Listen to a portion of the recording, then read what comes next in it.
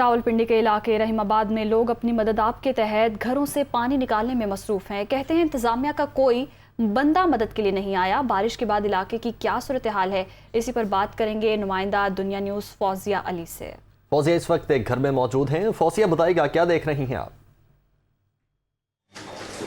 جی بالکل، ملک کے مختلف حصوں میں مانسون بارشیں جاری ہیں اور گزشتہ رات ہم نے دیکھا کہ راولپنڈی میں بھی موسلادھار بارش ہوئی۔ چکلالہ کے مقام پر 87 ملی میٹر بارش ریکارڈ کی گئی، جبکہ شمس آباد کے مقام پر 53 ملی میٹر بارش ہوئی۔ اس وقت جو ہے وہ بارش کا سلسلہ تھم گیا ہے، لیکن صورتحال راولپنڈی کے مختلف علاقوں کو دیکھیں تو بہت ہی بری ہے۔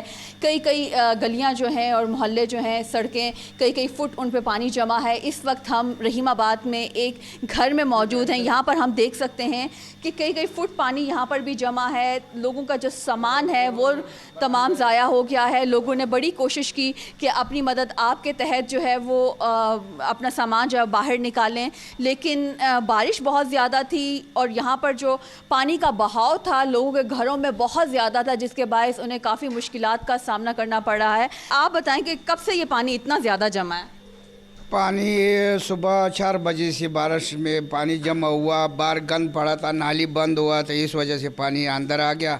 تو جس وقت ہمیں پتہ لگا تو پانی سارے کمروں میں گھس گیا تھا۔ عید قربان گزری ہے اور ہم نے دیکھا کہ صفائی کے انتظامات مناسب نہ ہونے کے باعث جو ہے وہ تمام گندگی پانی کے ساتھ جو لوگوں کے گھروں میں آ رہی ہے اور لوگوں کو کافی مشکلات کا سامنا کرنا پڑ رہا ہے۔ جی